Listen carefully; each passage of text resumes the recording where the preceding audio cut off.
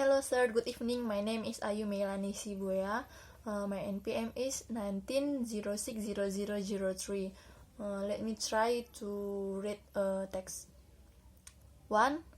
Obama does remind me of JFK, as do Caroline and Ted Kennedy, and I have always felt confident that he will motivate the Americans to racially unite their country because of his right idea and approach.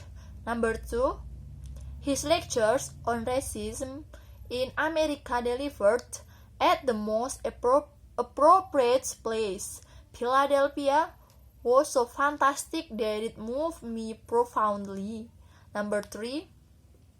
A son of black man and a white woman raised by his loving white grandparents, married to a black American and with brothers, sisters, nieces, nephews, uncles, and cousins of every race scattered beyond the U.S.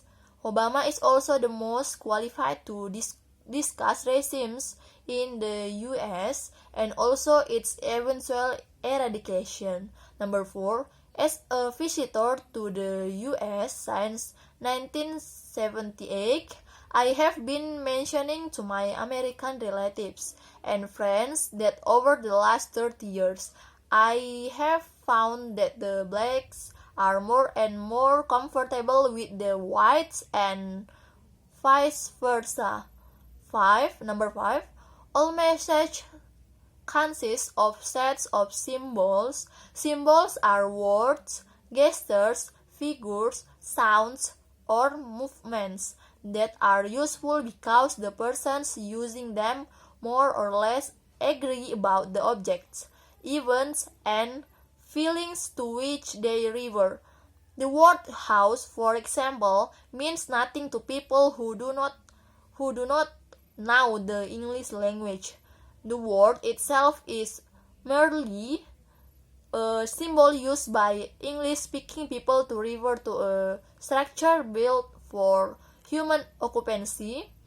The word home may refer to a house but need not be a house. For many people, home means much more than a structure for human occupancy. It may mean one's birthplace or where one's family dwells. Number 6. The purpose of translation are so diverse, the text so different, and the receptors so varied that one can readily understand how and why many distinct formulations of principles and practice of translation have been proposed. All who have written seriously on translating agree that translators know about the source and the receptor language, should be familiar with the subject matter, and should have some facility of expression in the receptor language. 7.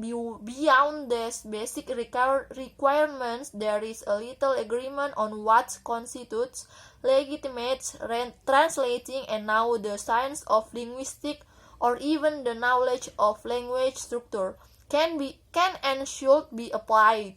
For a better understanding of the causes of this lack of agreement and in order to construct a framework for the analysis and evaluations of the various theories of translation, it is essential to study the relation between the source, the message, and the receptors in the communication process, and also the function of the medium of communication which is employed.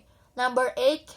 We often use words as if everyone with whom we interact shares exactly the same meaning as we do.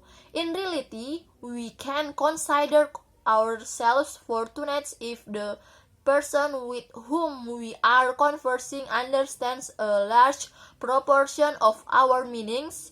Even so, words and gestures are the best vehicles we have for most types of communication. Thank you.